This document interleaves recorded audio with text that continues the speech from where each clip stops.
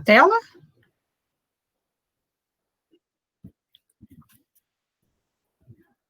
Joia. Então, assim, na agenda de hoje, o que a gente... Bom, o primeiro tópico aí era falar um pouco sobre mim, eu já dei um overview para vocês, sobre a minha formação, a minha área de trabalho. Depois a gente vai abordar um pouco aí dos conceitos básicos, como definições, características do risco, atitude face ao risco e apetite ao risco. Falar também um pouco sobre tipos e classificação de riscos, modelos e processos de gestão de riscos, e aí os processos de identificação de riscos, análise e avaliação, tratamento de respostas e fundamentos éticos. A ideia dessa apresentação, quando o Tiago me convidou, era justamente dar, assim, uma parte inicial. Então, eu não me aprofundo aqui em alguns tópicos, tá? Porque a ideia era dar uma visão geral sobre a gestão de riscos, ok? Então, aqui era um pouquinho sobre a minha pessoa, como eu comentei com vocês, né? A minha experiência aí na área de desenvolvimento de software e na área de gerenciamento de projetos em óleo e gás, minha formação em engenharia, né? A minha experiência com gestão de riscos, eu desenhava processo, mas eu também fazia a parte de montar todos os processos de identificação, tocar aí, a gente fazia muito brainstorming para identificar os riscos, então eu era responsável por montar toda essa estrutura, facilitar essa estrutura, e lá, para quem eu prestava serviço, eles tinham um outro setor que fazia a parte quantitativa, a gente coletava os dados e eles rodavam a quantitativa e a gente, então, fazia lá a interpretação dos resultados. E nas minhas áreas de pesquisa, aí eu olho todas as fases, mas a minha última parte, né, trabalhando muito ali com a parte quantitativa e tomada de decisão, porque a gestão de riscos é fundamental para a tomada de decisão. Na realidade, a gente avalia riscos para poder tomar decisões. E aqui também tem o meu website, se vocês quiserem dar uma olhadinha, e vocês também me acham lá no LinkedIn. Então, eu queria fazer um pull aqui, rápido, só sentir um pouco da energia de vocês. Como é que você se sentiu hoje? Quer dizer, hoje a gente está aí há 7 meses de uma pandemia. Como é que vocês estão se sentindo hoje? Refletir um pouco disso, né? Se vocês hoje se sentem aí otimistas, produtivos, excitados ou excitadas com a palestra, ansiosos. Como é que vocês se sentem aí hoje?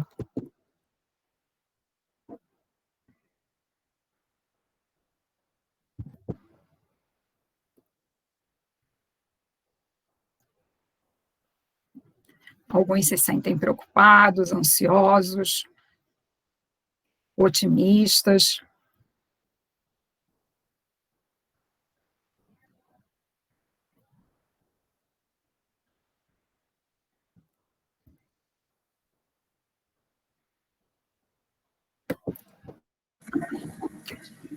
Oi, Cláudia. Meu nome é Jandir. Sobre o sentimento, o meu é o medo, tá? Entendo. E aí, queria entender um pouquinho de vocês, qual é o grau de familiaridade que vocês têm sobre aí a definição de riscos e da gestão de riscos. Eu ainda não vou, eu vou definir para vocês, mas eu queria entender um pouco qual é o grau de familiarização hoje que vocês têm sobre riscos e a gestão de riscos, se é nada familiar, se é fracamente familiar, parcialmente familiar, familiar ou muito familiar. Não se preocupem, não tem julgamento, não tem nada...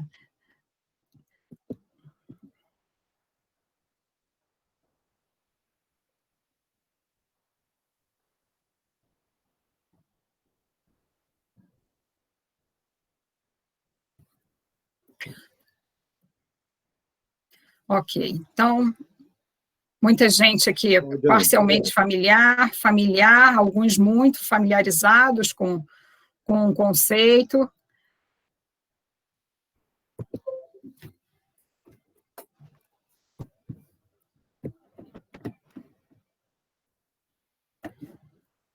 Ok, então eu queria começar falando para vocês sobre algumas definições, né? Acho que eu não podia começar muito diferente, né?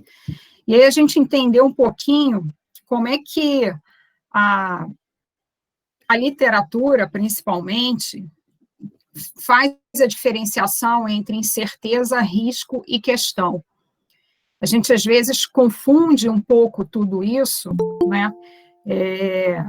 Mas existe aí, a literatura trata isso de forma diferente, a maior parte das vezes.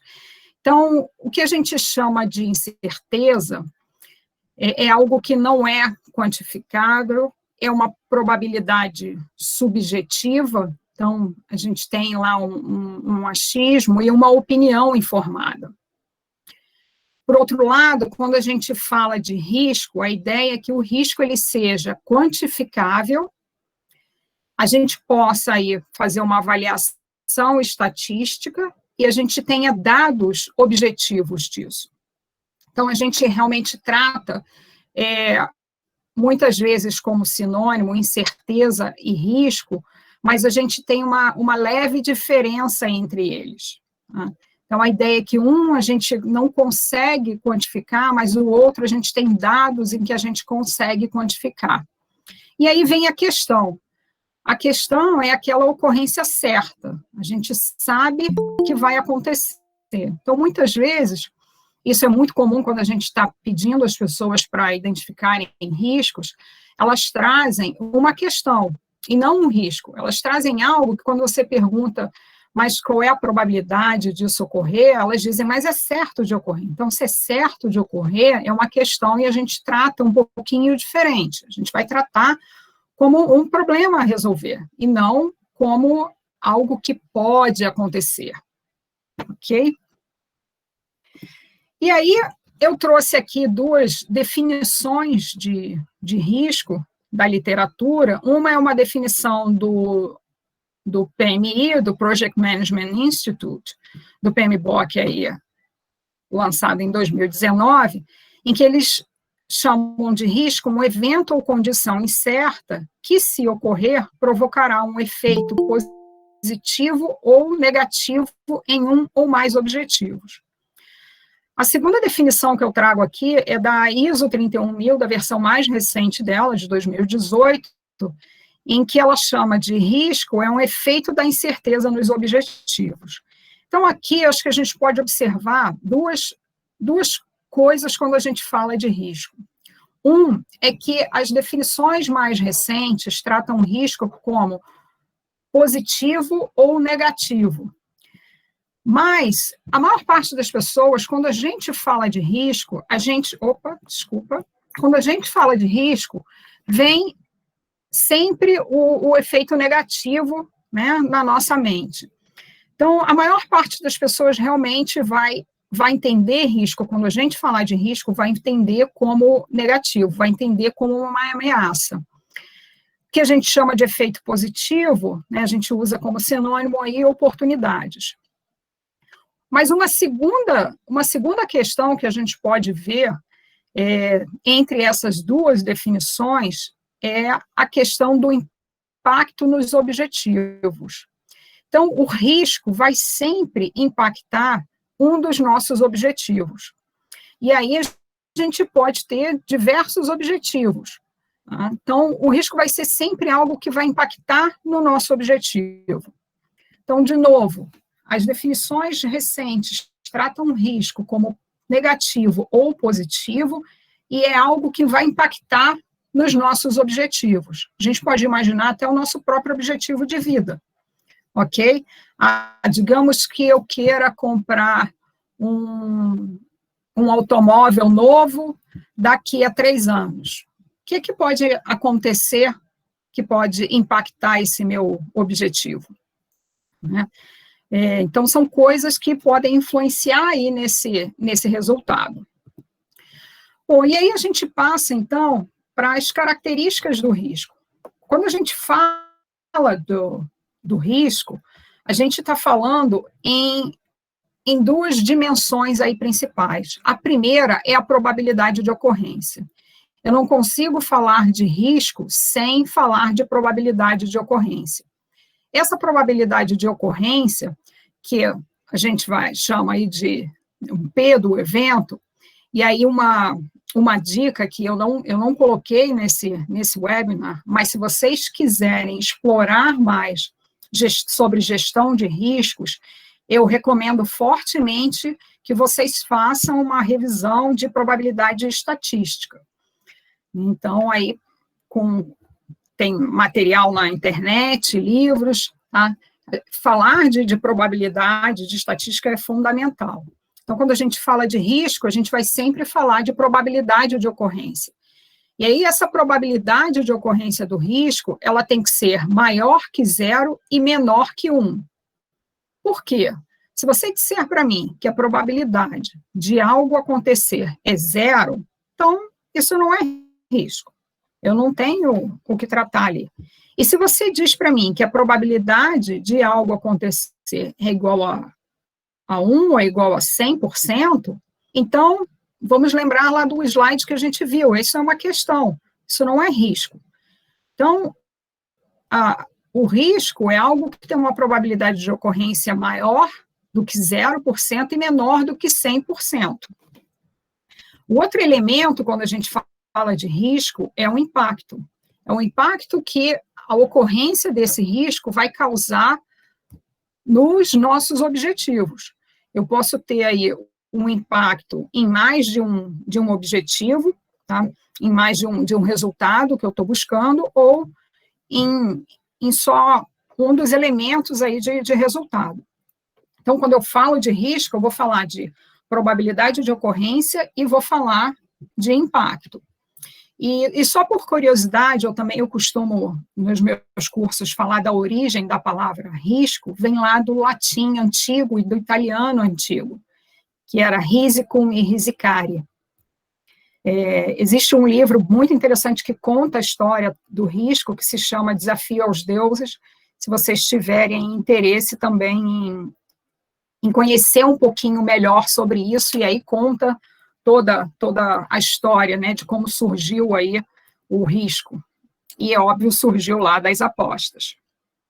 Bom, avançando aqui, então, quer dizer, a gente definiu o que é risco, as características do risco, e aí a gente vai sempre falar do quê? De uma atitude face ao risco. E aí eu pergunto para vocês, vocês acham que todos nós encaramos o risco da mesma forma? Então, por exemplo, eu moro perto de uma rodovia, de uma BR. Eu pratico ciclismo, eu ando de bicicleta no acostamento da BR. Quão arriscado vocês acham que é isso? Por exemplo.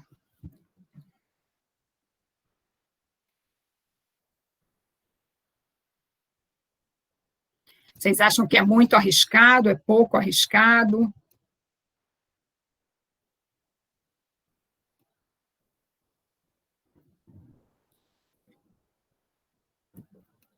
Todo mundo dizendo que é muito arriscado. Pois é. E não só eu, como várias pessoas praticam ciclismo aqui. E a gente anda e tem as placas, né? E eu, por exemplo, também gosto de rapel. Né? Apesar de eu ter medo de altura, eu já fiz uns 2 ou 3, e também gosto de rafting, mas eu tenho certeza que nem todo mundo aqui topa fazer um rafting ou um rapel, não é verdade? Então, quer dizer, cada um de nós aqui, a gente percebe o risco de uma forma diferente. Uma outra questão muito clara é as pessoas que aplicam, né, que fazem investimentos, as que fazem investimento só aplicam em poupança, e as que aplicam no mercado de ações, elas têm aí atitudes e apetites diferentes de risco. Então, acho que vocês conseguem perceber isso, né? Então, quando a gente fala de atitude face ao risco, e para o mesmo risco, a gente tem 3 características diferentes, né? Uma característica que a gente chama de aversão, uma característica que a gente chama de neutralidade e uma característica que a gente chama de ousadia. Então, o avesso ao risco, na realidade, é aquele que ele tem muito medo de perder, né? E, ao mesmo tempo, ele não aposta para ter a possibilidade de ganhar mais. O neutro, ele está ali naquela, no meio a meio. E o ousado é aquele que aposta, óbvio, sempre com a possibilidade aí de ter maiores ganhos. Mas a gente é sempre avesso, sempre neutro, sempre ousado? Não. Então, assim, a gente tem diferentes níveis aí. E aí, por exemplo, provavelmente, como eu disse para vocês, que eu pedalo na BR, vocês estão achando que eu sou ousada. Mas não, eu sou muito avessa ao risco para outras coisas. Mas eu, por sua vez, eu não pedalo igual uma irresponsável pela BR. Então, eu tenho lá diversos cuidados e atenção para pedalar, né? Sempre pensando ali justamente no que pode acontecer. E para outras coisas eu sou avessa. E para investimento eu fui terrivelmente avessa durante muito tempo. Então, a gente tem essas 3 diferentes atitudes, e não é sempre, não são em todas as situações que a gente é sempre avesso, sempre neutro, sempre ousado. E aí a gente vai para uma outra definição que se chama aí o apetite ao risco, tá? Que é o grau de incerteza ou de risco que um indivíduo ou uma organização aqui pode ser uma empresa, pode ser um departamento, pode ser um projeto, tá? O grau de incerteza ou risco que essa organização está disposta a aceitar. E aí eu botei aqui embaixo essa figurinha para vocês, que a gente tem faixas, né, de incerteza, faixas ali de risco que a gente aceita. Então, a gente costuma, aquela faixa mais clara ali, a gente tem o eixo e a gente tem uma faixa ali mais clara, que é onde a gente se sente confortável em aceitar o risco. Depois a gente começa a ir para uma faixa mais ali amarelada, em que a gente começa a ficar um pouco mais desconfortável em aceitar esse risco ou essas incertezas, até que a gente alcança uma faixa ali vermelha, que é onde bate a nossa tolerância, tá? Então, quando a gente fala de apetite, a gente também fala de tolerância. E aí é uma questão que eu coloco também de que talvez nem nós e nem as organizações para quem nós trabalhamos, elas definem a sua tolerância ao risco. E aqui vai uma dica, né, para que as organizações definam a sua tolerância ao risco. Quer dizer, a gente tem uma faixa ali de aceitação, e que essa tolerância ao risco, ela seja aí, de alguma forma até transparente, para que as pessoas que tomam decisão naquela organização, as pessoas possam usar esses diferentes níveis de tolerância para poder tomar as decisões. Até aqui tudo bem?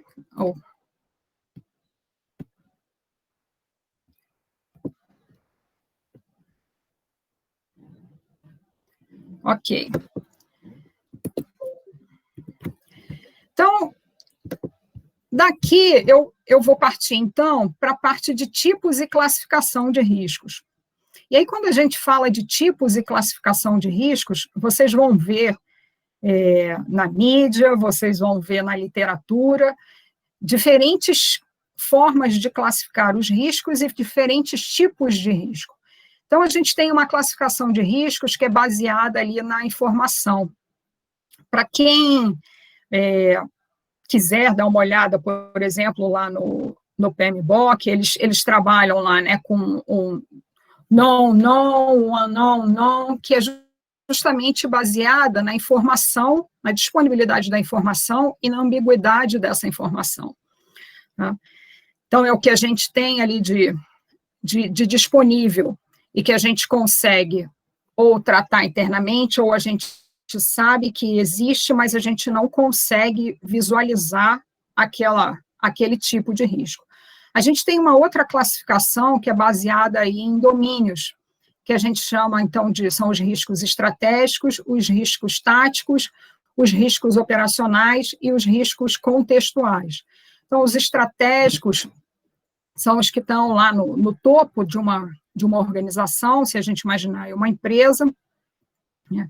Os táticos são quando a gente começa a desdobrar isso, os operacionais estão lá na base, né, da empresa, e aí os riscos operacionais, a gente pode imaginar uma indústria, quem está ali na linha de produção, a gente tem os riscos operacionais, se a gente imaginar lá a indústria de óleo e gás, as pessoas que estão operando as refinarias, que estão operando as plataformas, se a gente falar de mercado financeiro, os analistas financeiros que estão lá operando, por exemplo, compra e venda de ações, ou mesmo ali que estão fazendo as operações bancárias do dia a dia, e a gente tem os riscos classificados como contextuais, que dependem ali do contexto em que eles estão inseridos. Então, eles não existem, eles existem naquele contexto, num contexto A, mas não existem no contexto B.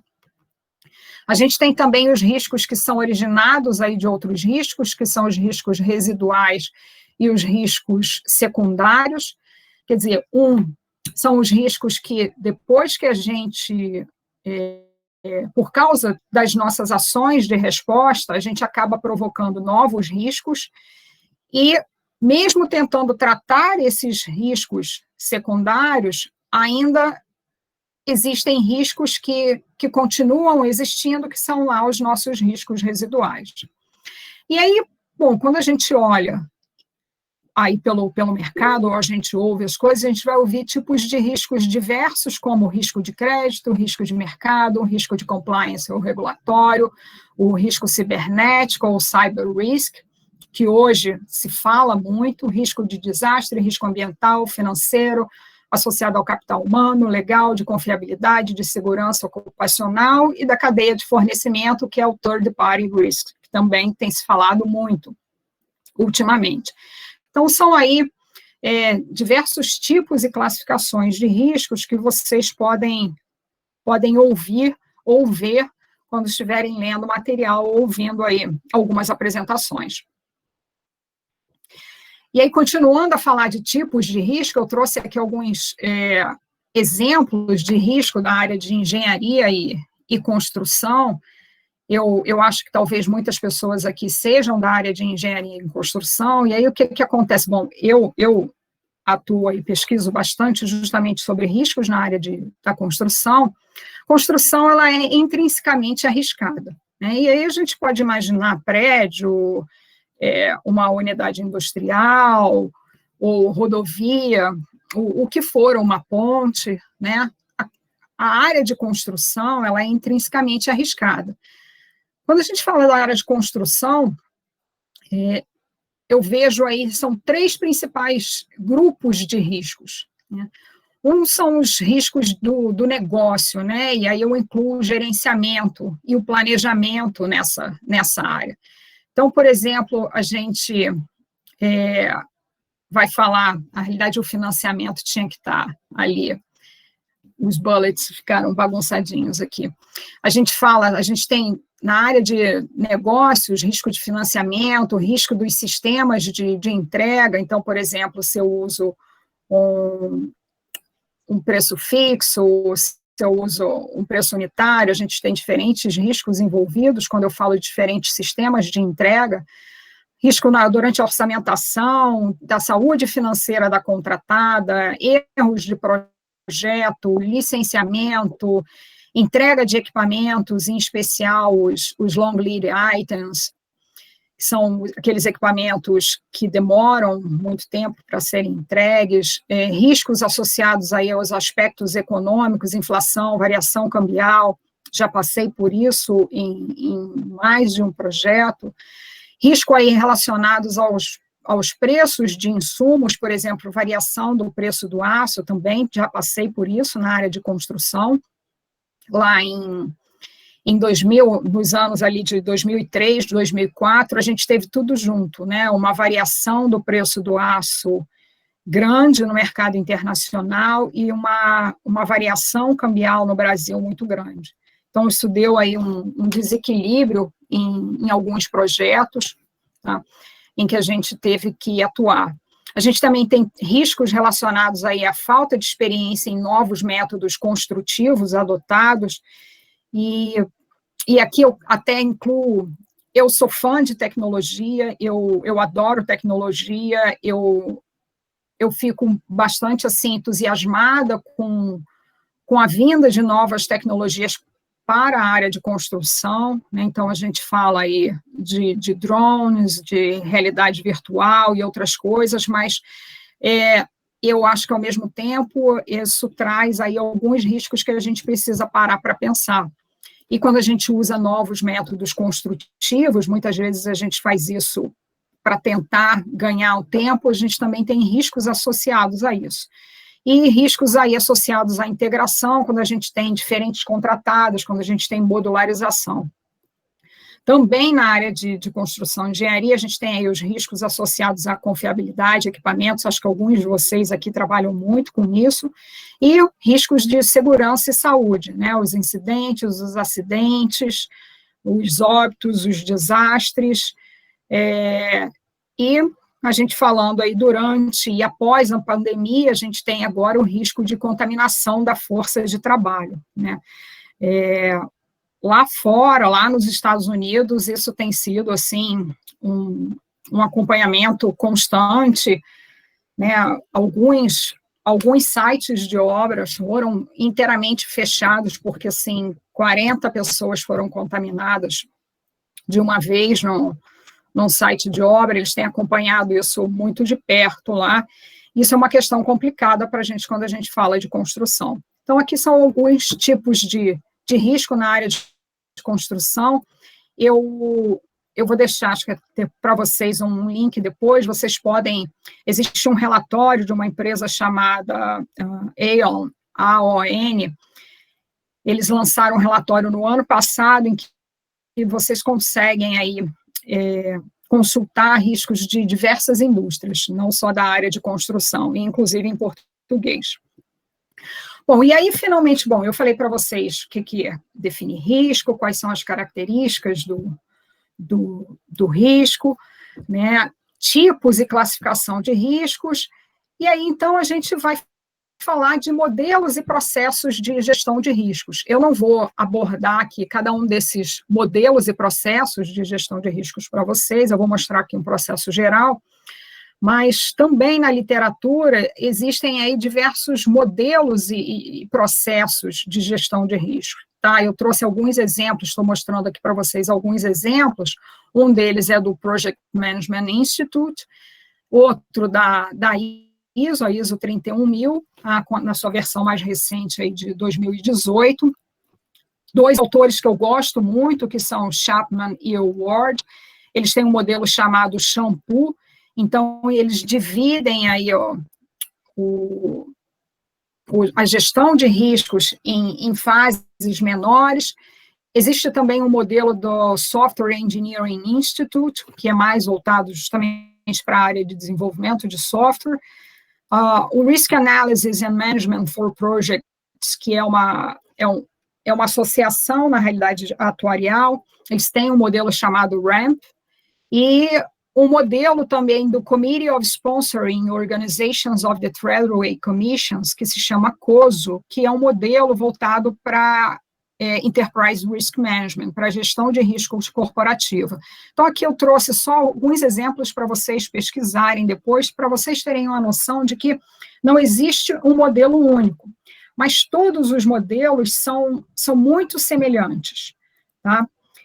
Alguns usam algumas expressões um pouquinho diferentes, ou eles usam tem um pouco mais de etapas, Mas esses modelos, eles têm aí um núcleo, tá? Eles têm muita semelhança, e aí eu mostro para vocês aqui, então, um modelo genérico de 5 fases, que eu gosto de usar.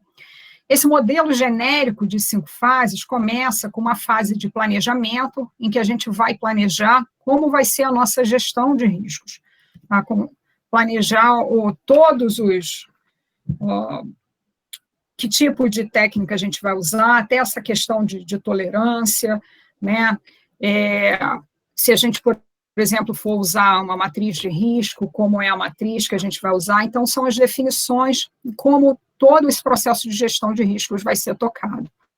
Dali a gente parte para um processo de identificação de riscos, onde efetivamente a gente vai coletar as informações de quais são os riscos, a gente pode coletar ali também toda a parte de causas, fazer uma classificação de riscos.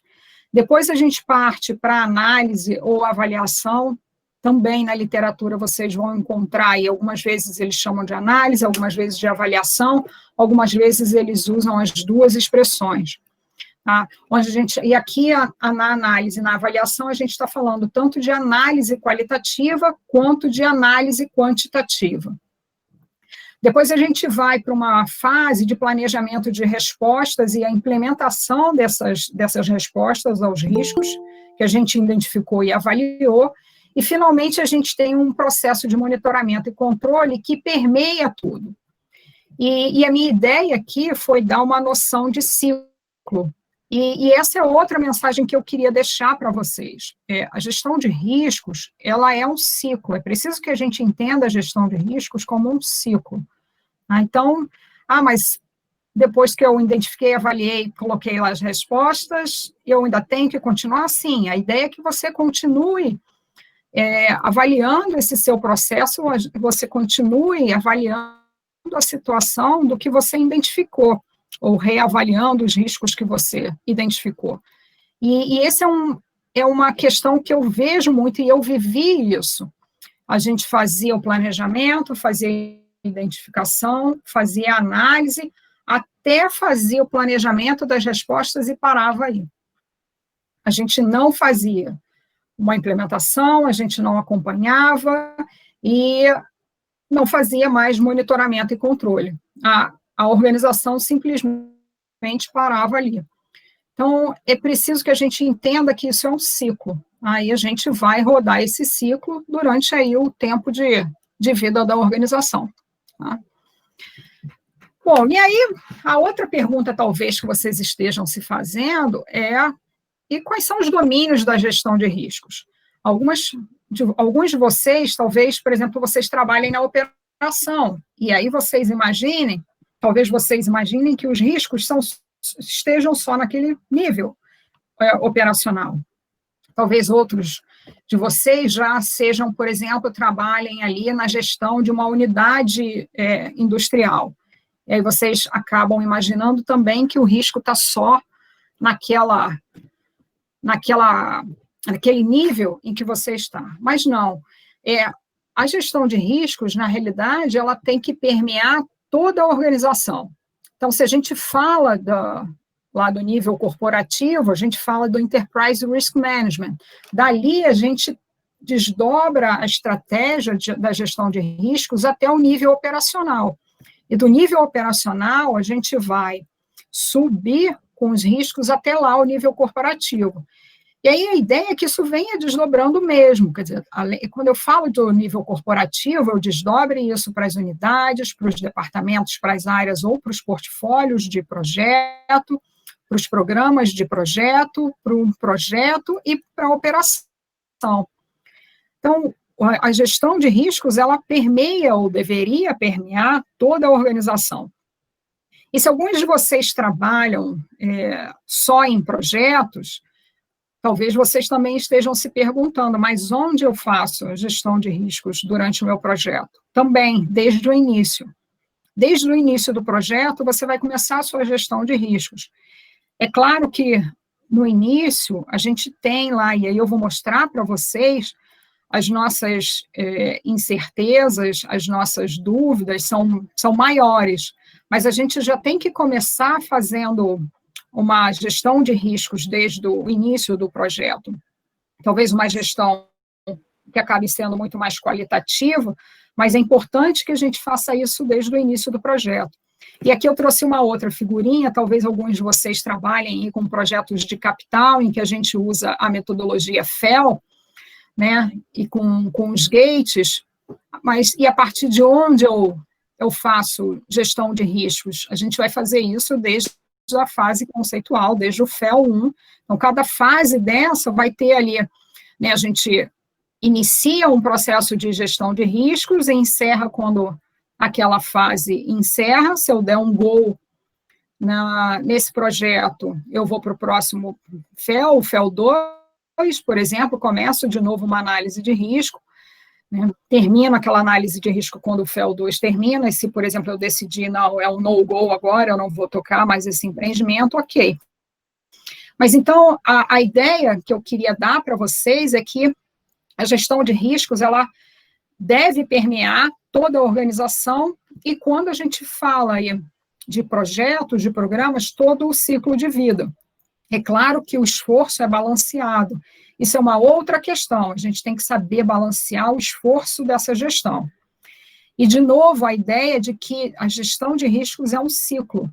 Então, eu começo com o planejamento e vou tocando todas as fases e sempre realimentando aquilo ali. Por quê? Porque eu preciso, por exemplo, adequar o meu planejamento. É preciso que eu avalie a eficiência do meu processo. Bom, e aqui eu mostro para vocês, então, quando a gente fala de risco em projetos, a gente tem um grau maior de risco e incerteza no início do projeto, e que vai aí caindo conforme a gente vai avançando. Isso acho que é muito claro da gente entender, né? Talvez a gente não pense nisso, mas os nossos riscos e incertezas são muito maiores no início. E, então, a importância de eu começar a gerenciar os riscos já desde o início, até para que eu possa evitar os impactos aí nos meus objetivos. Bom, então, o que é sucesso e fracasso na gestão de riscos? A gente olhou a definição, falou do risco aí em toda a organização. O que está envolvido quando a gente fala em sucesso e fracasso na gestão de riscos? Então, é fundamental que a organização e que nós mesmos, se a gente imaginar a nossa própria vida, né, que a organização enxergue aí a gestão de riscos como um valor. Então, para que uma gestão de riscos seja bem sucedida, é importante que a organização enxergue isso como valor, não como um fardo. Que exista aí um comprometimento, a gente tem que entender que aquilo ali traz um benefício, que tem, sim, um esforço, mas que traz um benefício, e se comprometer a fazer esse processo rodar, implementar e tomar as ações. Comunicação é fundamental, o Tiago, outro dia, até fez um post sobre comunicação. Então, comunicação, quando a gente fala de gestão de riscos, é fundamental também. A gente precisa comunicar aí os riscos, e é preciso que a organização seja transparente nisso. Esse é um problema. Talvez muitos de nós, em nossas organizações, a gente tenha um problema com a gestão de riscos, porque essa comunicação acaba não sendo transparente. As pessoas têm medo de fazer uma comunicação de risco. E mesmo quando esse medo não existe, o que precisa fazer? Quer dizer, quando os riscos são identificados, avaliados, a gente precisa comunicar isso para quem, né, precisa ter aquela informação. Uma outra questão importante é a adaptação do esforço. Tem um esforço para implantar a gestão de riscos? Tem. A gente precisa adaptar isso. E aí para quem trabalha com processos, é outra questão que muitas vezes a gente acaba construindo um processo muito robusto e a gente não consegue, então, continuar com isso. Então, esse esforço precisa ser adaptado. Isso tudo precisa ser integrado também. voltando lá àquela pirâmide da organização, né, e se a gente imaginar os diversos departamentos, a gente precisa ter uma integração de tudo isso. Muitas vezes a gente identifica riscos que estão fora do nosso departamento, mas que de alguma forma nos impactam. Então, a gente precisa ter integração disso. E aí a gente fala de funcionalidade cruzada. Tá? A gestão de riscos não é uma ilha, está tudo ali relacionado. Né? A questão da proatividade. Quando a gente fala de riscos, a gente fala em a ideia de riscos é ser proativo. Eu estou tentando imaginar algo que pode acontecer em algum tempo daqui para frente. E aí a ideia é a gente entender isso e tomar ações. Ok, uma das ações pode ser não fazer nada, isso a gente vai conversar mais na frente, mas a ideia é ser proativo. Responder a uma questão que já aconteceu não é gestão de riscos, é gestão de crise, que também é importante, mas é diferente. Por exemplo, que muitos de nós fizemos durante aí, né, quando surgiu a pandemia, foi gerenciar crise. A gente começou a gerenciar crise e não gerenciar risco. E aí a gente tem que começar a pensar para frente. Então, é importante, mas são duas coisas diferentes. E aí, um último ponto que eu coloco aqui, que eu acho fundamental para o sucesso aí da gestão de riscos, é a questão da formalização. Eu vejo muitas organizações, converso com muitas pessoas em que a formalização da gestão de riscos é muito baixa. E vejo isso em algumas pesquisas também.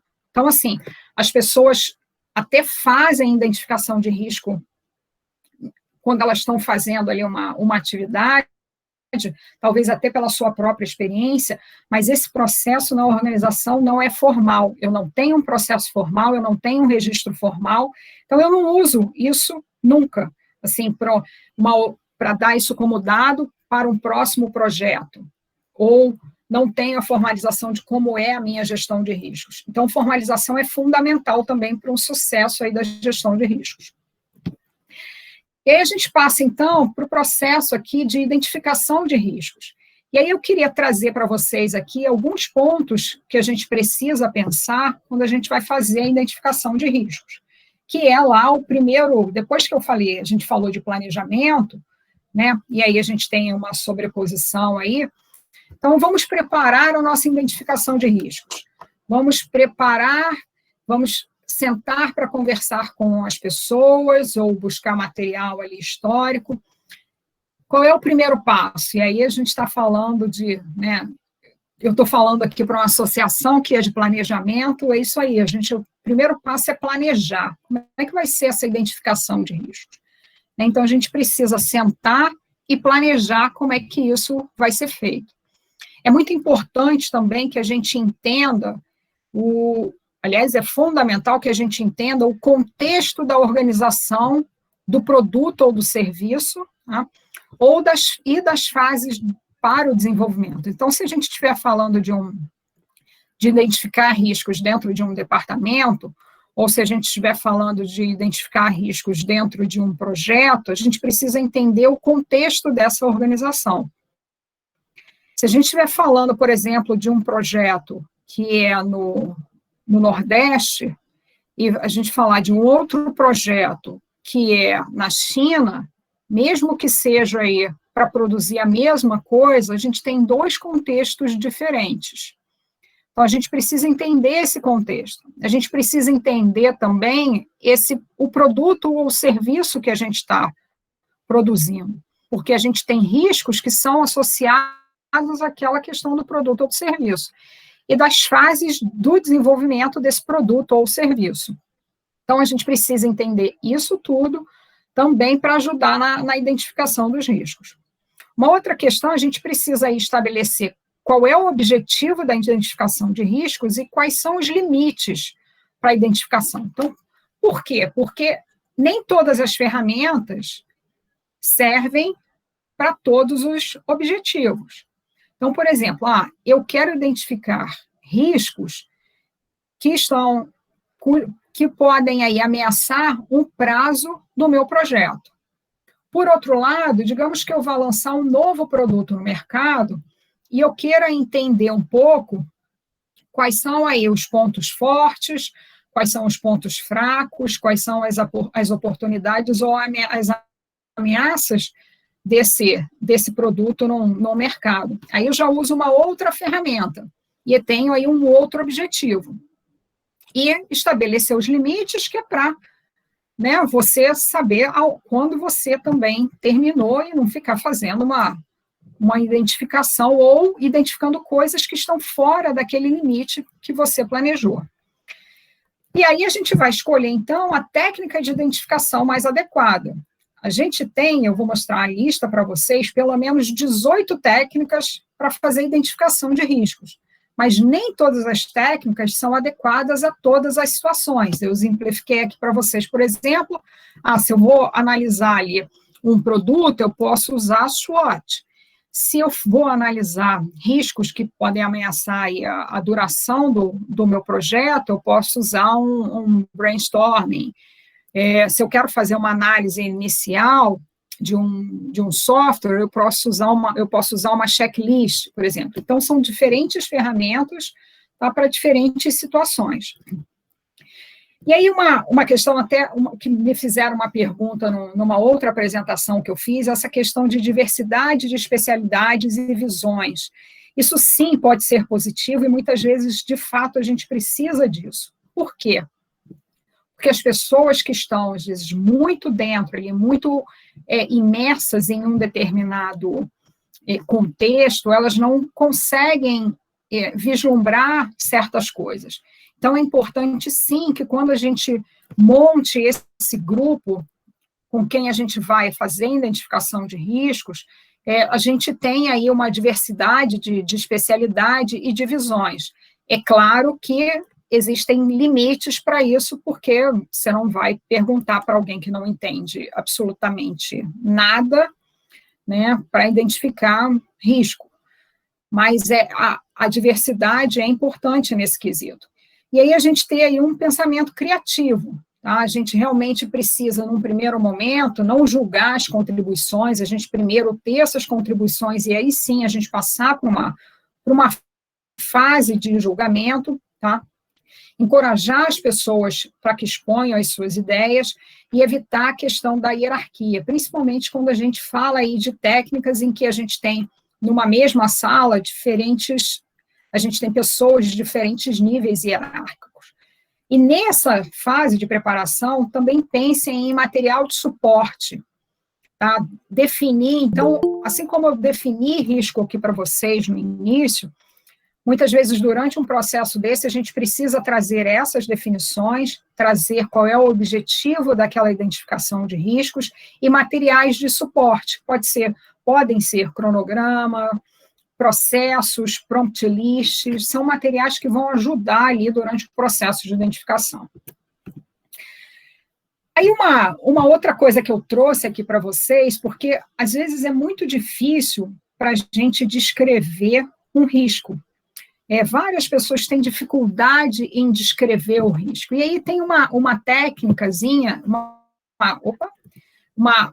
metalinguagem que a gente pode usar, que tem essa expressão que começa, né, como consequência de, ou como resultado de, ou por causa de, ou devido a. A gente, então, identifica as causas. Então, como consequência de as causas, o risco poderá ocorrer e irá acarretar os efeitos. Então, por exemplo, como consequência das fortes chuvas, o equipamento A poderá ficar retido na rodovia e irá acarretar atraso da montagem do módulo XYZ. Então, a gente, usando essa expressãozinha, acaba facilitando a gente montar aí a descrição do risco. E aí embaixo eu trouxe aqui para vocês um exemplo de um registro do risco, que essa é uma outra coisa importante, é a gente criar um registro do risco. Isso aqui é só um exemplo, em que a gente pode ter, por exemplo, o identificador do risco, e aí a gente tem um breve título, aí qual é a descrição. Se eu fizer ali categorização, uma classificação do risco, qual é a categoria dele, qual é a situação desse risco, se ele ocorreu, se ele não ocorreu, se ele foi eliminado, quais são as causas, quem é o responsável, o prazo desse risco, a probabilidade e o impacto. Então, aqui é só um exemplo de registro do risco, mas essa é uma outra coisa importante, a gente criar um registro dos riscos. Bom, aí aqui eu mostro para vocês, então, uma lista de 18 técnicas de identificação de riscos. Como falei para vocês, nem todas são adequadas a todas as situações. As técnicas mais comuns são o brainstorming, o checklist, a entrevista ou julgamento aí de especialistas, em que a gente conversa com especialistas. Fluxograma também acaba sendo muito usado. Na área aí de segurança, né, muitas vezes, a maior parte das vezes se usa aí identificação de causa, ou diagrama de causa e efeito.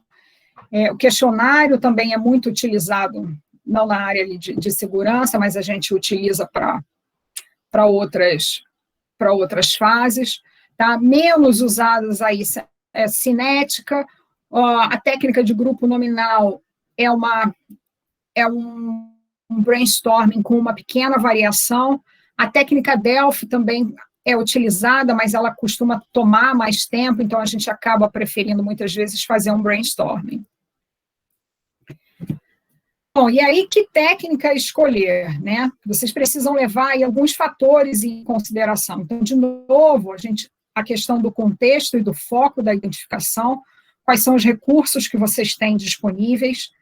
Então, por exemplo, quando eu falei de Delphi ou de brainstorming, eu fazia brainstorming em que a gente juntava 30 pessoas, as pessoas viajavam, mas a empresa tinha recurso disponível para fazer isso. Mas pode ser que a organização não tenha recurso disponível para isso. Então, escolha a técnica de acordo com os recursos disponíveis. De acordo com o facilitador, aí os limites, né, as constraints que você precisa levar em consideração, quais são as restrições que você tem. Então, por exemplo, a técnica Delphi é ótima, mas ela pode levar aí um tempão. Você tem esse tempo todo?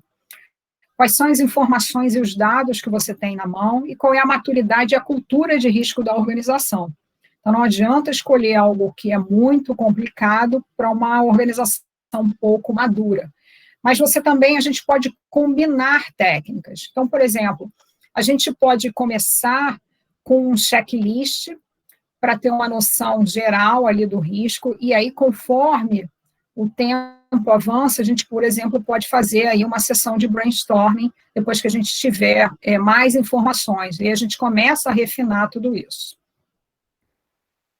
Bom, e aí eu falo aqui, são de formas de classificação de risco, né, a forma tradicional, aí, a estrutura analítica de riscos, ou a Risk Breakdown Structure, que é uma estrutura hierárquica em que a gente monta, a organização também monta e define quais são os elementos dessa estrutura, tá? Então, cada organização define o elemento dessa estrutura, e a gente vai, então, alocar os riscos que nós identificamos em cada uma dessas caixinhas. Então, um exemplo aqui, eu tenho um risco que é de mercado interno, aí eu aloco o risco X lá no mercado interno. E a gente tem uma outra forma de classificação, que é uma forma que eu usei, inclusive, na minha pesquisa, que é usando o clustering, que já é um método aí matemático e multidimensional, em que a vantagem dele é conseguir usar mais de 2 dimensões para classificar os riscos. Mas eu tenho que rodar um algoritmo aí por trás para poder fazer esse agrupamento. Mas a vantagem que eu vejo é justamente de poder usar aí mais de 2 elementos para classificar esses riscos. E aqui eu trouxe, então, alguns exemplos de riscos aí de pesquisas internacionais, também na área de engenharia e construção, e aí vocês podem também dar uma procurada nisso, né? Essas são pesquisas recentes aí de 2019 e 2017, Então, por exemplo, essa pesquisa da ONU de 2019, o risco ali, primeiro risco na área de construção ali era a desaceleração econômica e a recuperação lenta da economia. Essa pesquisa é internacional, tá? Teve gente do Brasil também que participou. Já uma outra pesquisa nos Estados Unidos colocou aí, por exemplo, que é um limite de fornecimento de trabalhadores aí com experiência. Nos Estados Unidos eles estão passando por um problema de mão de obra aí experiente na área de construção. Uma outra pesquisa apontou a mesma coisa, essa questão de mão de obra, né, de subcontratação, de mudanças aí nos cronogramas, mudanças de escopo e toda a parte contratual. Isso nos Estados Unidos é bem crítico, né, toda essa parte contratual. Então, aqui são alguns exemplos de riscos que vocês podem aí consultar nessa área de engenharia e construção desses relatórios. Esses relatórios são abertos. Bom, e aí eu vou avançar, então, para a parte de análise e avaliação de riscos, falando da importância dessa fase. Então, a gente fez lá a identificação, e aí por que eu preciso fazer análise ou avaliação? Bom, uma primeira questão é justamente a priorização. Eu preciso priorizar os meus riscos porque eu tenho escassez de recursos para atuar em todos os riscos. As organizações, ou mesmo, se a gente imaginar, né, a nossa vida, a gente não tem recurso para atuar em todos os riscos. Então, eu preciso priorizar. Então, eu preciso analisar esses riscos. Por outro lado, nem todos os riscos que a gente identificou, eles devem ser tratados da mesma forma pela organização. Então, de novo, eu preciso priorizar. Senão, eu vou colocar o mesmo esforço para riscos menos e mais prioritários. Uma outra questão da análise, da avaliação, é que elas suportam aí a tomada de decisão. Né? Com a análise, com a avaliação, a gente tem um melhor entendimento dos riscos e aí a gente tem decisões mais bem informadas. Então, não é que a gente não vá, muitas vezes, enfrentar um risco, mas você toma aquele risco sabendo o que pode acontecer. Um exemplo, um dos projetos que eu participei, a gente fez uma análise de riscos, fez uma análise quantitativa e deu lá que aquele projeto, para terminar na data, que era a data contratual, lá, a data acertada, existia 2% de chance de terminar o projeto naquela data. O gerente do empreendimento, obviamente, ele não gostou do resultado, né? E ele tocou tudo assim mesmo, como sem tentar mudar aquele resultado. Bom, o empreendimento terminou muito próximo lá da data que era lá o 99%, 100% de chance de terminar aquele empreendimento. Então, assim, quando a gente faz análise, quando a gente vê um resultado desse, não é que muitas vezes a gente não vá continuar a tocar o empreendimento, a enfrentar aquela situação, mas a gente tem um melhor entendimento do que pode acontecer. E aí a gente consegue tomar melhores decisões do que tomar uma decisão completamente no escuro. Uma outra questão, quando a gente fala de análise e avaliação de riscos, é que existem alguns riscos que, às vezes, são excluídos dessa análise, ou de análises típicas, melhor dizendo, que, por exemplo, são riscos que estão associados a situações que a gente não tem controle. Então, eu não vou conseguir dar uma resposta para aquilo ali. E aí a gente pode incluir nisso, por exemplo, fenômenos da natureza, leis e regulamentações. Por exemplo, eu não vou ficar rodando uma análise quantitativa aqui para avaliar um furacão no meu projeto. Eu não consigo ter controle desse furacão. Mas não é que a gente não deve estar preparado para isso se, por exemplo, eu estou em uma área em que ocorrem furacões. Mas eu não vou ficar rodando análise do furacão, porque não compete ali ao meu contexto. Então, eu não vou gastar tempo, esforço com isso para rodar uma análise que não é ali a minha expertise. mas eu posso me preparar para a ocorrência desse furacão, tá? De uma outra forma, ou tentar aí mudar, por exemplo, janela de entrega de algumas coisas para evitar lá o furacão, mas eu não vou ficar analisando o furacão. Bom, quando a gente fala aí da análise, da avaliação de riscos, a gente, de novo, vai falar de coleta de dados. Então, a gente fez uma coleta de dados lá para identificar os riscos, e eu vou fazer uma coleta de dados para minha avaliação. Então, por exemplo, vou lá fazer a coleta de dados para buscar a probabilidade de ocorrência e o impacto. E aqui é importante a gente pensar o seguinte: garbage in, garbage out, ou seja, se entra lixo, sai lixo. Então, a gente tem que ser cuidadoso nisso. De novo, a gente tem que planejar. E aí, um outro equívoco das organizações é que muitas vezes a gente tem aí uma ausência de bancos de dados. Então, como eu falei para vocês lá no início, quer dizer, que o risco a gente tem ali dados disponíveis, a gente acaba tendo uma ausência de bancos de dados na organização, e aí a gente acaba se baseando na opinião das pessoas, e, ao mesmo tempo, essa opinião vai ser criticada. Tá? Então, é preciso que a gente tenha noção disso. E aí, algumas dificuldades que a gente vai enfrentar nessa coleta de dados. Então, conceitos desconhecidos. Como eu falei para vocês, quando vocês forem abordar alguém para fazer a identificação, e aqui para coletar, então, uma percepção de probabilidade de ocorrência de risco, definam os conceitos que estão sendo usados. As pessoas também têm dificuldade de imaginar eventos futuros, né? O que pode acontecer para frente? Ou elas têm desconforto em expor essa questão de risco, quer dizer, que é algo que pode ameaçar, né? E também pensar nos vieses, tá? Ou bias em inglês. E muitas vezes a gente tem aí, então, por exemplo, uma pessoa que passou por um evento muito memorável, ela pode ter ali um viés de achar que a probabilidade de ocorrência daquele evento é alta, porque ela viveu aquilo ali, foi muito memorável para ela. E, na realidade, a probabilidade de ocorrência daquele evento não é alta, mas ela tem a percepção de que aquilo é alto porque ela viveu aquilo ali. Então, esse é um exemplo de viés, tá? Outro exemplo de viés é quando a gente dá, por exemplo, um determinado valor, e aí a pessoa acaba se ancorando naquele valor que a gente deu, e ela acaba não pensando nos extremos, mesmo que ela ache que é diferente daquilo ali. Bom, quando a gente falando ainda de coleta de dados para avaliação de riscos, a gente tem aí, quando a gente fala de fonte de informação, a gente tem uma parte aí relacionada ao banco de dados, se a gente cria aí o banco de dados, tá? Em que a gente consegue trabalhar ali com medidas estatísticas e distribuições.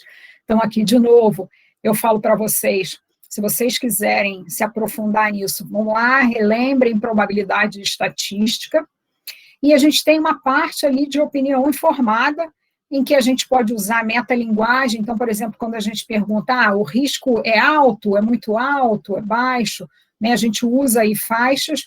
Existe também uma outra técnica, um outro método, tá, e que vai trabalhar na quantificação disso também, chamado lógica fuzzy, ou fuzzy logic, tá, em que também trabalha com a metalinguagem, que depois é traduzida lá em valores.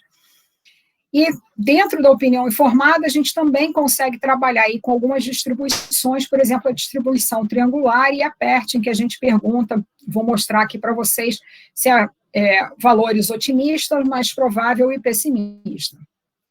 Então, aqui um exemplo de fonte de informação, quando a gente usa banco de dados, em que a gente tem, por exemplo, a duração da atividade A, eu tenho ali várias durações dessa atividade A, e que eu consigo traçar, então, uma distribuição para essa atividade e usar essa informação na minha análise.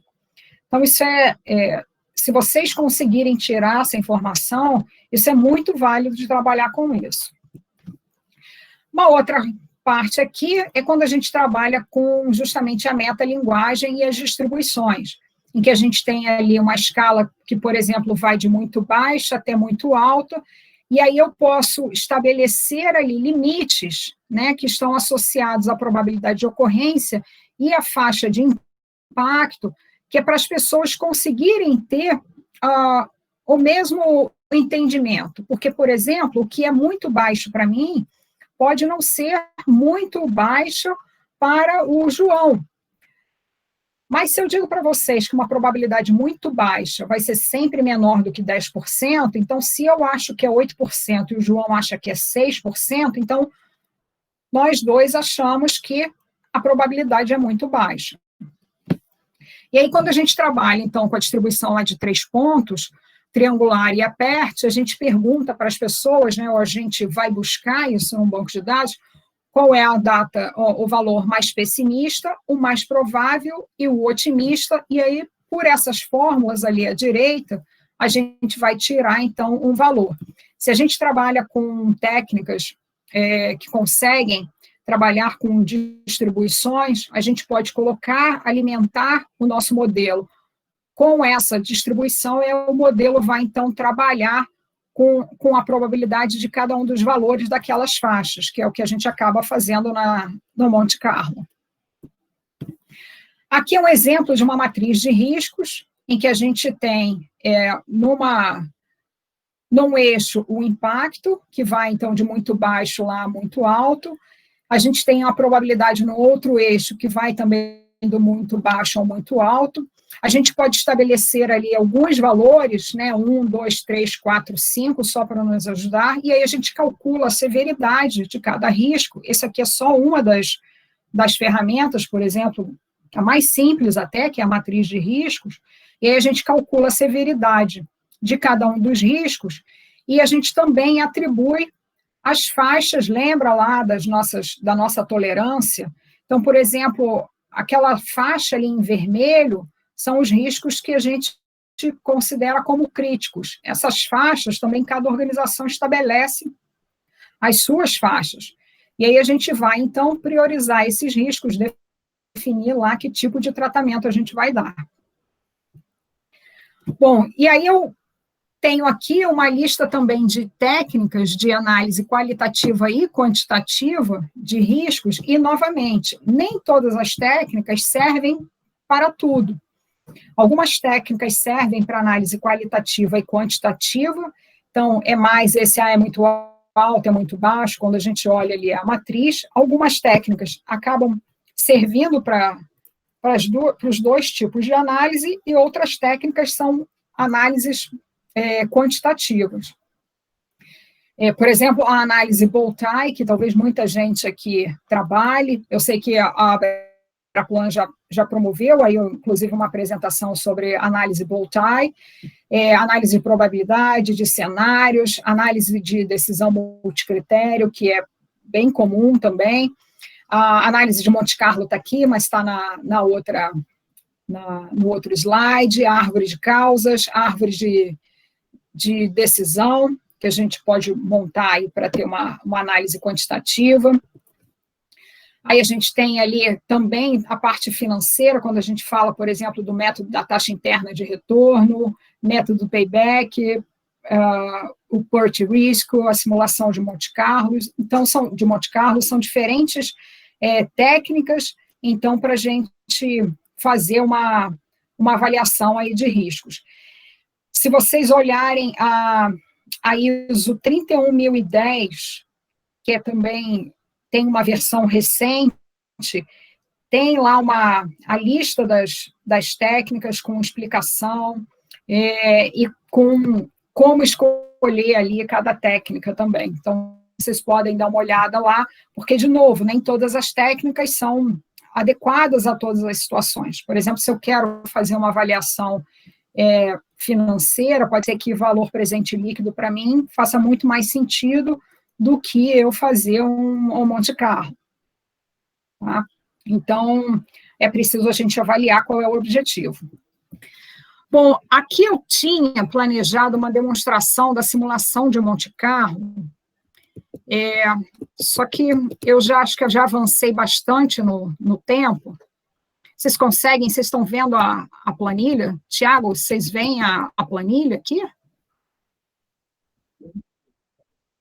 Tá, eu vou explicar rapidinho. Quando a gente fala da avaliação, da simulação de Monte Carlo, aqui eu exemplifiquei, por exemplo, é uma sequência de atividades, eu tenho 3 atividades em que eu tenho aqui um valor otimista, um valor mais provável e um valor pessimista, para cada uma dessas atividades.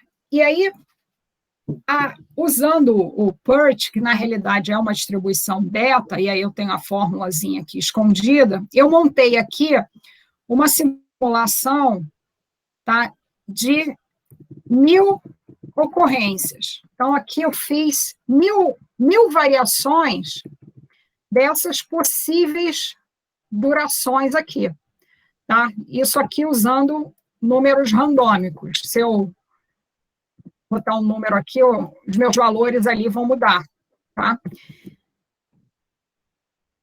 Então, eu tenho 1000, aqui é um exemplo simplificado, 1000 simulações, tá? Dessa duração, dessas 3 atividades aí.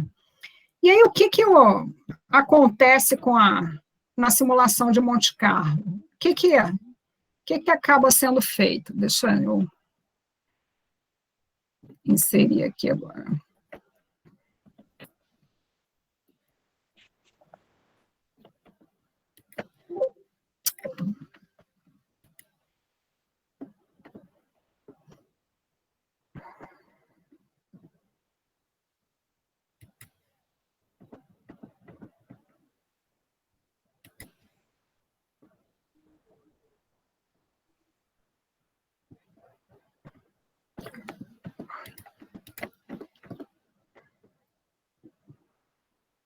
Eu acabei mudando de computador e perdi a entrada aqui da outra, da fórmula aqui que eu tinha.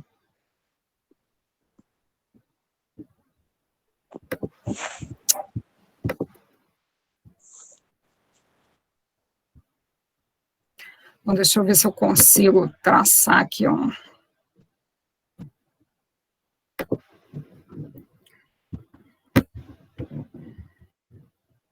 histograma rápido para mostrar para vocês, na realidade, o que é que é.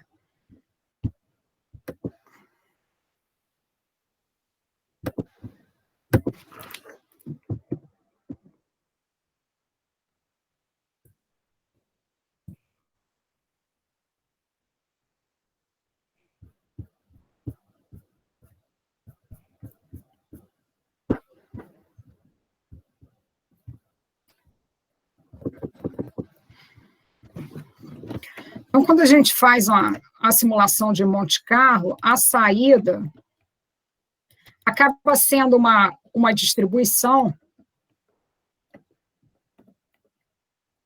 em que a gente vem somando, então, a probabilidade de ocorrência de cada uma dessas durações. Aqui embaixo, por exemplo, a gente vê diferentes durações. Então, por exemplo, de 26 a 27,5 dias. Então, eu tenho aqui somente 6 valores aqui.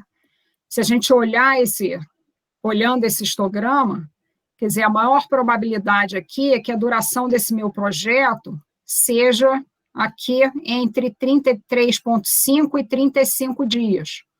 Foi o maior número de ocorrências que eu tive fazendo essa simulação. E eu devo ter aqui em torno de quase 90% de que a minha duração seja de até 43 dias, por exemplo. Então, quando a gente faz a simulação de Monte Carlo, o que a técnica faz usando lá, a gente tem que usar distribuições. Se a gente usar valores fixos, se eu só dissesse aqui, por exemplo, que a atividade A dura 1 dia, atividade B, 4, e a atividade C, 20, eu não tenho o que simular. Mas a simulação de Monte Carlo precisa de uma variação nas durações ou valores de custo, e aí ela vai traçar, a gente vai fazer isso.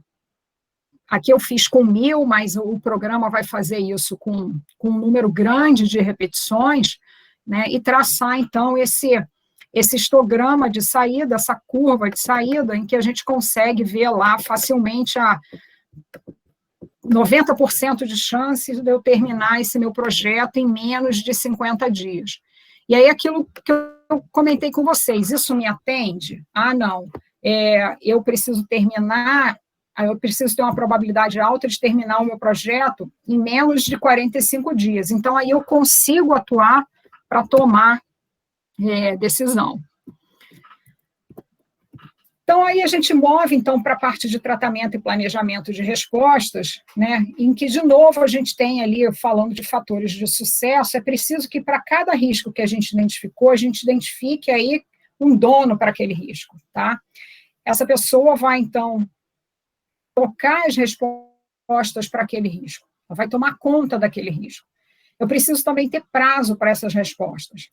Isso é uma outra questão, uma outra coisa que a gente peca. A gente acaba não tendo prazo para as respostas aos riscos, quando a gente está tratando os riscos. Eu preciso imaginar quais são os recursos financeiros, materiais e de pessoas que eu preciso. Também preciso assegurar que essas respostas sejam oportunas e efetivas. Então, assim, resposta que não vai adiantar para nada, não bota ali. De novo, eu preciso gerenciar a comunicação. A gente precisa dizer o que está acontecendo. Preciso também avaliar, isso é uma coisa que a gente acaba não fazendo, né?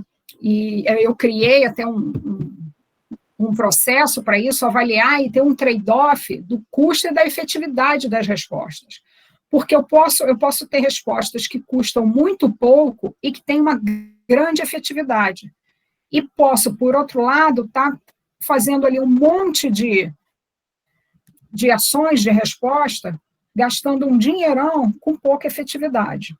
E aí a gente também pensar nas contingências e nas reservas, que são usadas para coisas diferentes, e eu não posso contar com a contingência e com a reserva para tratar os meus riscos. Tá? Isso são coisas que estão separadas, e esse é um outro equívoco que a gente comete de misturar isso tudo no mesmo pacote. Bom, e aí quando a gente fala de estratégias de resposta aí, a gente tem diferentes estratégias para riscos como ameaça e riscos como oportunidade. Uma das estratégias, quando a gente fala de ameaça, pode ser que eu precise aí buscar mais informações antes de eu definir o que é que eu vou fazer, né? Uma outra resposta é aceitar. Eu aceito o risco sem tomar nenhuma atitude. E quando eu tenho a parte quando eu vou efetivamente planejar uma ação, a gente tem uma estratégia ali que é escalar, pode ser que aquele risco ele esteja ali fora do meu domínio. Então, eu preciso escalar isso para um nível superior. Tá? Eu posso tentar evitar esse risco, em que a gente vai, então, tentar eliminar esse risco, mudar alguma coisa para eliminar esse risco. Eu posso transferir esse risco para uma outra parte. Eu tenho algumas, eu às vezes não concordo muito com a questão do transferir, as pessoas acham que estão transferindo, mas o impacto, elas acabam sofrendo o impacto do mesmo jeito. Então, acho que tem que usar com parcimônia essa questão de transferir. A redundância, em que então a gente segue, aí a gente acaba criando um caminho paralelo para criar uma redundância para o que a gente está fazendo. E o mitigar, que a gente vai tentar uma ação aí, ou para diminuir a probabilidade de ocorrência, ou para diminuir o impacto, ou ambos. Tá? Quando a gente fala de risco como oportunidade, a gente tem, de novo, às vezes a gente precisa buscar uma informação, às vezes a gente vai aceitar aquela oportunidade, mas sem fazer nada. De novo, quando a gente pensa em ação, a gente pode precisar escalar isso, a gente vê uma oportunidade, pensem em inovação, tá? Pensem em oportunidade, até quando a gente fala de inovação, a gente fala de oportunidade, mas pode ser que a gente precise escalar isso para um outro nível. O explorar é o oposto lá do evitar, então a gente vai tentar fazer com que essa oportunidade efetivamente ocorra.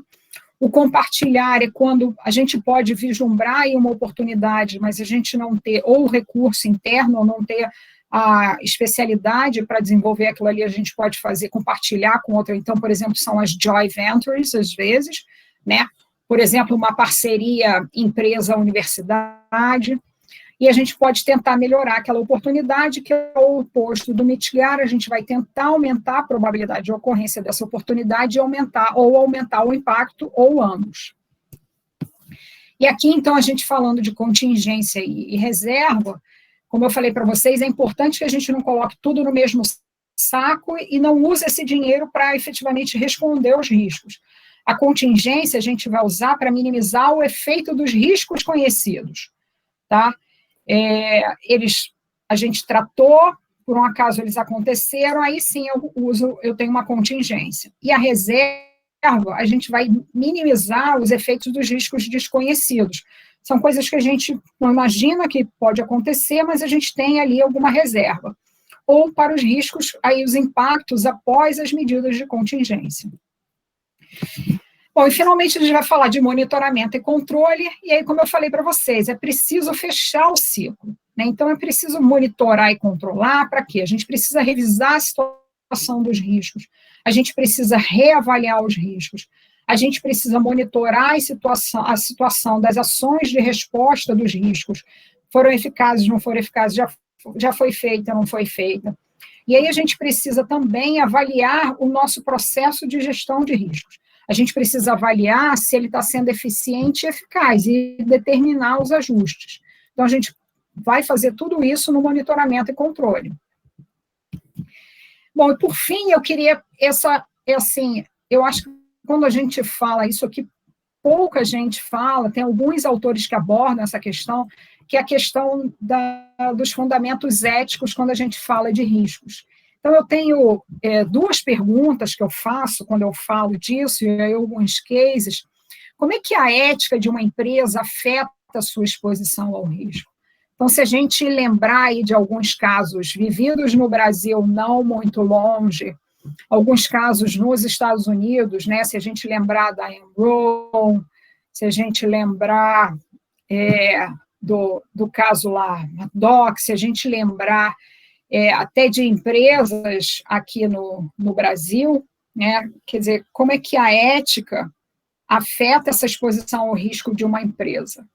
Então, todas as organizações estão expostas ao risco, né? Mas a ética dela, será que determina também essa exposição, aumenta essa exposição ao risco? E, por outro lado, quão éticas são nossas ações face ao risco? Quando a gente está aí tomando uma ação para responder ao risco, quão éticas são essas nossas ações? Será que, por exemplo, para eliminar o risco, para mim, eu acabo criando uma situação para uma outra pessoa, para uma outra organização, ou acabo prejudicando alguém sem levar isso em consideração? Ou muitas vezes por exemplo, a gente tem aquelas decisões em que eu posso acabar afetando alguém, ou eu vou afetar mais, ou vou afetar menos. E aí, como as nossas éticas, né, a nossa ética afeta as nossas ações face ao risco? Tem um autor que aborda muito isso, alguns autores abordam muito isso, e é uma discussão bastante interessante, acho, quando a gente fala aí de risco. Eu queria, falei demais, mais do que deveria, queria agradecer a vocês, né, deixar aqui algumas mensagens de aprendizado, né, assim, acho que a gente nunca para de aprender, a gente nunca deveria parar de aprender, né, e ter consciência de que a gente não sabe tudo, e quanto mais eu estudo sobre risco, por exemplo, mais eu descubro coisas que eu deveria estudar, e é muita coisa. Então, eu queria incentivar vocês a continuarem aí estudando, continuarem se aperfeiçoando, e agradecer por essa oportunidade aqui. Muito obrigada, Abraplan, e muito obrigada aí aos participantes. Obrigado.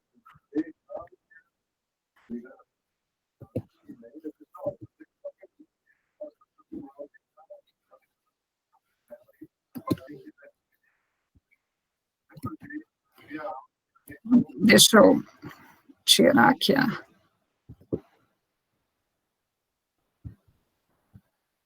Deixa eu abrir o chat aqui.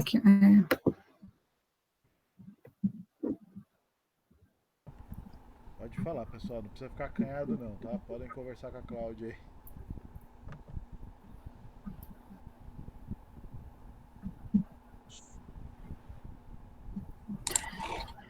Oi, Cláudio. Tiago, você... Olá. Oi, grupo. Boa noite. Boa noite. Cláudio Alves falando aqui, tudo bem? Tudo bem, Cláudio? Ótimo.